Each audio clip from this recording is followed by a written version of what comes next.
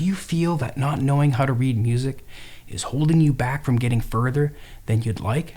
And you want to finally do this once and for all? You can nail your audition to a music school, or finally get that theater gig playing in a pit band. Maybe you have your eyes set on being a recording session musician. Or maybe you just want to learn how to, just read music. Either way, I'm going to reveal what I've learned in my 45 years of professional playing, so you'll feel way more confident when it comes to reading those little black dots on the page. Have you ever heard of the saying, a chain is only as strong as its weakest link? Even if one of the variables to reading music is weak, it makes the whole process fall apart. These variables are happening simultaneously. The idea is to have each link as strong as the next, so you can pull yourself through any reading situation without anything breaking and falling apart. We're going to break down sight reading to just 5 variables so we can strengthen each one. There will be a section where I explain note values with examples. Then we'll talk about some tips and tricks afterward so you can reach pro level even that much quicker. Let's start by identifying the pitches or notes first. Since guitar is written in treble clef, we'll be using treble clef in our examples. In music, there are only 7 letters we use to express all the notes, and they just keep repeating. When we place them on the staff, the thing that just popped up, the note head, the round part, is what determines the pitch. It lands on a line or a space. Simple. Since we only use A through G, G always comes before A always comes after G. Oh, these are ledger lines. We can keep repeating our music alphabet to reach higher and lower notes. In order to start memorizing the notes on the staff, we often separate the notes on the lines and spaces, or lines versus spaces.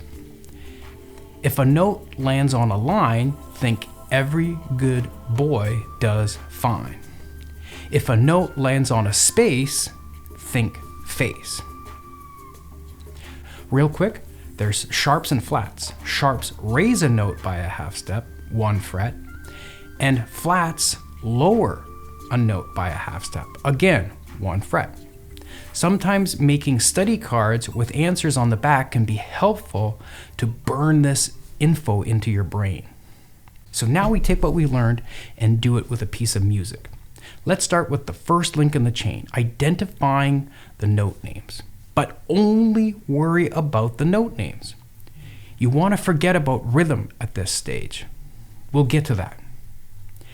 Say each note out loud, timed with each click of the metronome.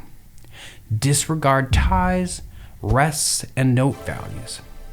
Treat each note as if it's a steady stream of quarter notes.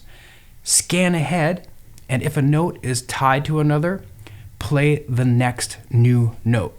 Same thing if you see 2 or more notes of the same pitches in a row. Always skip to the next new note. This trains your eyes to look ahead, scanning for differences. The faster you can do it with the metronome, the faster you can recognize each note. Let's try it. D flat, C, A, B flat, G, E, A flat, F, D flat, B flat, E, G, F, A, F sharp, C sharp, C, D, D sharp, E, F, B, A, F, G, E flat, B, D, F, G, A, B, D, B flat, G flat, C. So use a metronome for each step. It will help shorten the thinking and reaction time for that particular link in the chain. I'm telling you, it will get you better that much quicker. The faster you can do it, the faster you can think. Now, we play the pitches on our instrument. Again, treat all the notes as a steady stream of quarter notes. Similar to before, we only worry about the pitches, not ties, rests, or multiples of the same pitch. We're not focusing on rhythm, we're focusing on pitch recognition and transferring that into our hands and onto the instrument. It will start to teach you to look ahead of where you are. Am I stressing enough that that's important? It's training your eye to constantly glance ahead. And yes, again, with the metronome. Let's try it. Make sure your eyes are always at least one note ahead of where you are actually playing. Don't look at the note you're playing at the moment. The red arrow will show the note we're playing, but keep glancing ahead of the arrow. This teaches you to know what is coming next. No surprises. Let's go.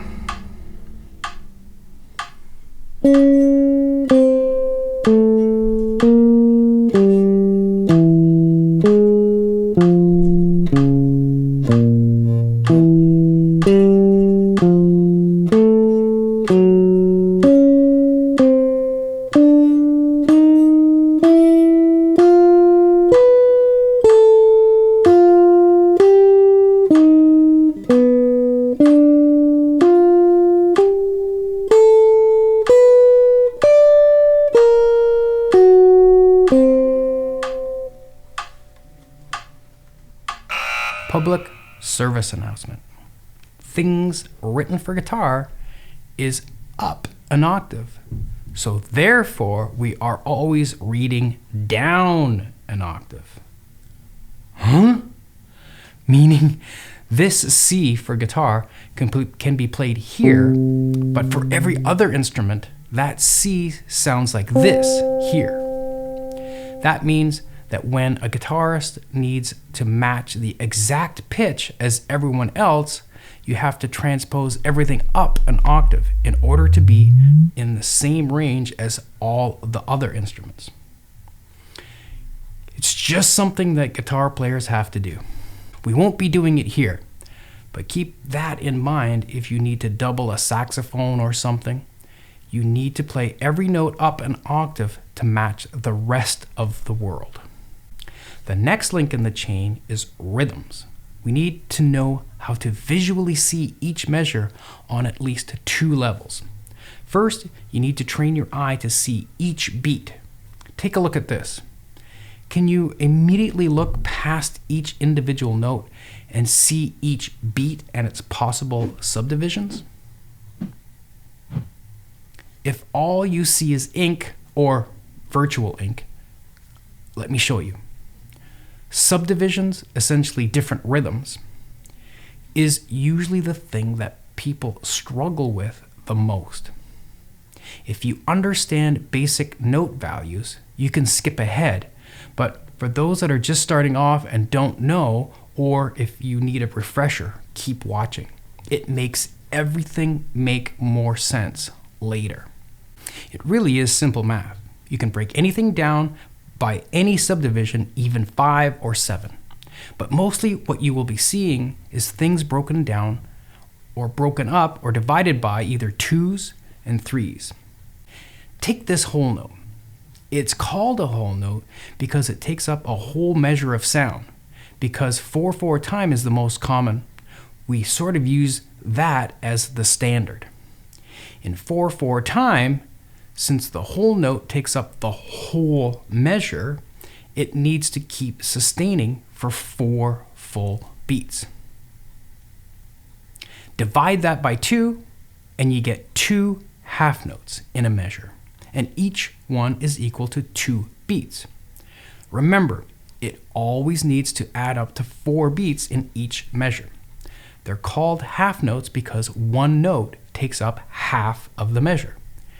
They need to last for 2 beats each. In order to sound correct, they have to start on beats 1 and 3. 2 plus 2 is 4.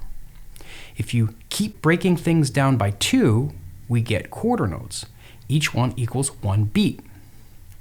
Then there are 2 eighth notes for each quarter note. Each are worth a half of a beat because we have 8 eighth notes in the space of 4 beats. And now 16th notes are called such because we have 16 notes in a measure. Each one is equal to a quarter of a beat. You're dividing each beat into 4 parts. You can keep subdividing to 32nd notes and 64th notes, even 128th notes.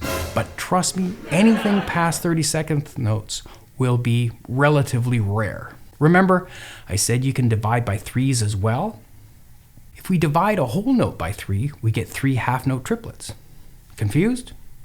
Just divide these half notes by 2 like we did with the regular half notes, and now we get 6 quarter note triplets. There are 3 notes in the space of 2 beats. Each one is half the value of its predecessor. Same with eighth note triplets. There are 2 eighth note triplets for every quarter note triplet. That means there are 3 eighth note triplets for each beat. And you can keep going, of course, to 16th note triplets and beyond, but anything past 16th note triplets gets rather rare. Rests are the opposite of a note. A note means make a sound for X amount of time. A rest means create silence for X amount of time. Every note has a corresponding rest of equal value. Here's what they look like.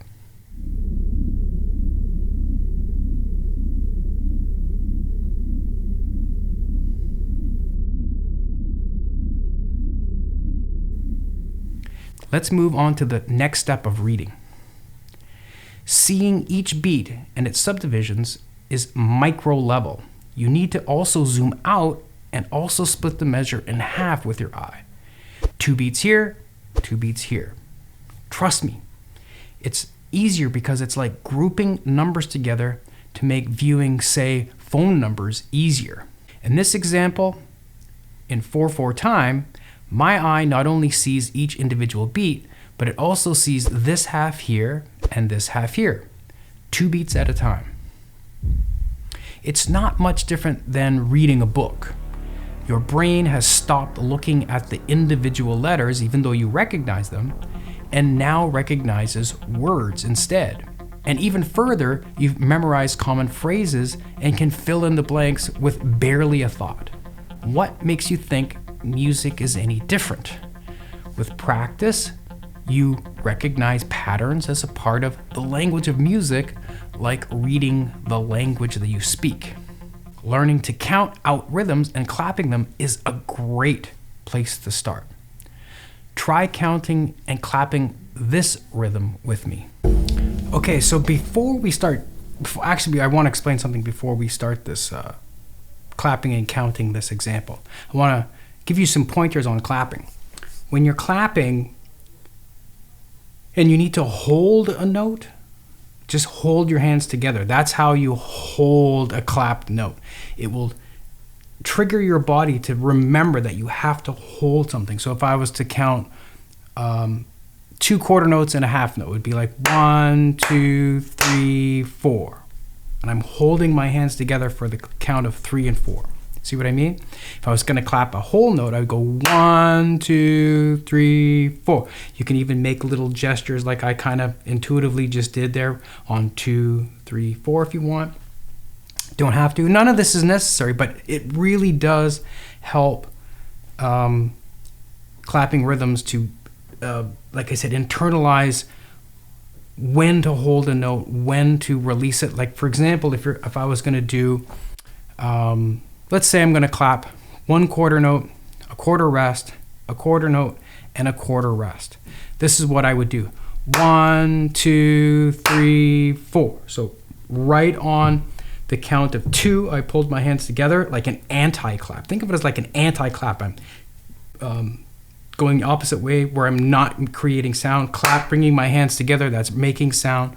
So note, rest, note, rest. Those things will really help you moving forward.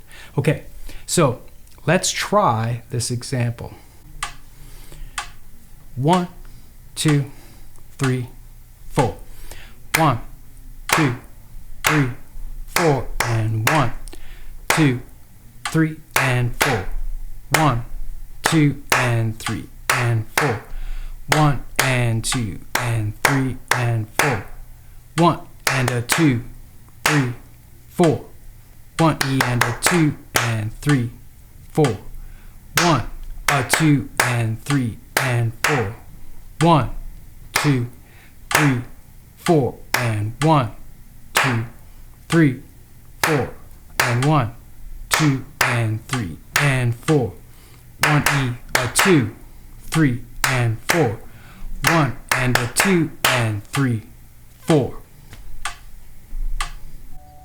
Once you are a stronger rhythm reader, that is at least half the battle right there. And using a metronome is necessary, of course. Like with everything we do here with the metronome, you can gauge your progress by the tempo. The faster you can clap or play something with little or no mistakes, the better you're improving. You literally see improvement every day. Next, we transfer those rhythms to our instrument. So if you're also a guitar player like me, play the rhythms on any fretted note you want, on any string you want. For now, I'll choose the C at the 5th fret on the 3rd string. Make sure each note lasts for its written value. That's important. And of course, with the metronome. Okay, before we do this, just real quickly, we have to kind of recreate, kind of like what we did with the clapping. We're holding notes, we're creating silence, but now with at the pitch of C that we're going to be holding down. We have to keep holding a note in order to make it sustain, and we have to take our finger off and create silence when there's a rest. Ready? 1, 2, 3, 4. 1, 2, 3, 4, and 1, 2, 3, and 4. 1, 2, and 3, and 4. 1 and 2, and 3, and 4. 1 and a 2, 3, 4. 1 E and a 2, and 3, 4. 1, a 2, and 3, and 4. 1, 2, 3, 4, and 1, 2, 3, 4, a 1, 2, and 3, and 4. 1 E, a 2, 3, and 4. 1 and a 2, and 3, 4. At this stage, we're not worried about pitches, but we are worried about how long each note lasts. You can't make a clap sustain a whole note or a half note, for example, but you can with nearly all instruments. Isn't it crazy that all these steps are happening all at once when you have to read music? But we are strengthening each step, each link in the chain, so there are no weak spots. Are you starting to see a pattern here? And do you see how the metronome can force you to exponentially improve so much quicker? In this step, you're identifying the name of the note, where to find it on the instrument, what finger is needed to play it, and the rhythms while you're counting in your mind. Now let's try it. Okay, remember that first example that we were doing, that we were just naming the notes? Well, now we're going to go back and actually play the whole thing. We're going to put all the steps together, all the variables together, all the links. We're going to be thinking about the notes. We're going to be playing the notes on the fretboard, finding the notes on the fretboard, the rhythms, everything. We're going to put everything together, okay? But I'm not going to count this time. I may overdub the counting for you after, but just for the sake of ease for me recording this video, I'm not going to count. 1, 2, 3, 4. Don't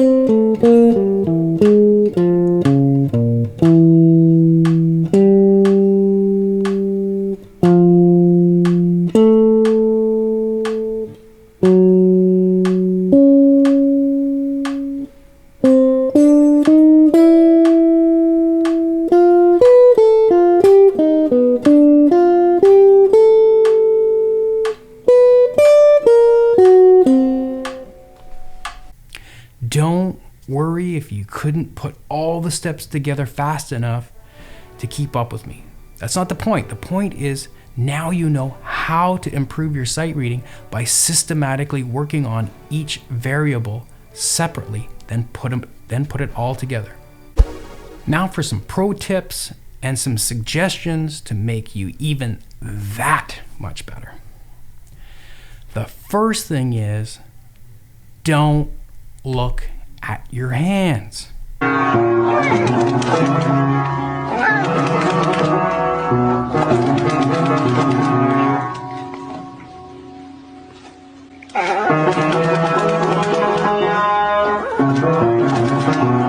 Keep your eyes on the page. What would happen if your Uber driver suddenly took his eyes off the road, speeding down the freeway, turning around to have a full conversation with you while you're in the back seat? And it's not one of them self-driving cars either. Disaster will ensue quickly, I bet. Am I right or am I right? The same with reading music. You have to trust your hands to find the notes without you looking down. You'll get lost where you are, and all that momentum that you had going will be lost. The other musicians are still sailing along while you're groping around, playing clams left, right, and center. You'll end up sounding way more horrible than if you stopped playing for a few beats while keeping your eyes on the prize and jump in at the soonest opportunity. Did I mention that you have to stay calm? Panicking is not going to get you very far. It'll feel like you're in that Uber driver's car swerving in traffic, but you're not. The biggest accidents are potentially playing wrong notes and losing your place. Fight to keep your composure while practicing, and it will help in real life scenarios. Always look ahead of where you're playing. Your eye will get good at scanning at least 2 beats at a time ahead. You look here, input the notes. Then while you're playing those notes, you're looking at the next set of notes and keep repeating that process. That also includes looking at the next line before you get there. Think of it as being able to look around the corner while you're walking to see if anyone's there so you can know in advance and avoid colliding into another person. And just read. Read anything you can get your hands on. Here are some books that I recommend. The Belson book, mine has not had a cover on it for a long time. It's referred to as the Belson book, and it's a really good book to get your reading together. Any snare drum book is good to check out too. Just reading from a fake book is a good thing. Not just for sight reading notes, but for reading the chord symbols as well. I found that Pat Metheny's Guitar Etudes is a great study for not only reading, but how to maintain a flow happening. A really good book I recommend. There are some books from Berklee College that can help you with reading. I have an old version that also has the cover torn off. I'm not sure if it's still in print, maybe it is, but it's a really good book. It helps you learn, it teaches you how to read in different positions and reading key signatures. Speaking of positions, this is one of the best books I have ever run across, ever, when it comes to sight reading. Developing Melodic Sight Reading Technique by Tom Bruner. It sort of goes against the usual position thinking and forces you to think of a larger chunk of the fretboard at a time. I did a search, and I think it's still in print with Mel Bay. It looks like they've changed the cover and the name too. It's called Sight Reading for the Contemporary Guitarist. But I skimmed through the book online and it looks like it's the same inside as my book. I can't recommend this book enough. If you only bought 2 books to help you with sight reading, the Tom Bruner book and the Belsom book would be the ones. Then read, read, read. Just like I showed you how to systematically break down reading music into different links, you can also systematically teach yourself how to improvise real jazz lines. In this video, I break down the steps to weave intricate jazz lines that sound amazing. And it's not as hard as you think. I found that Pat Metheny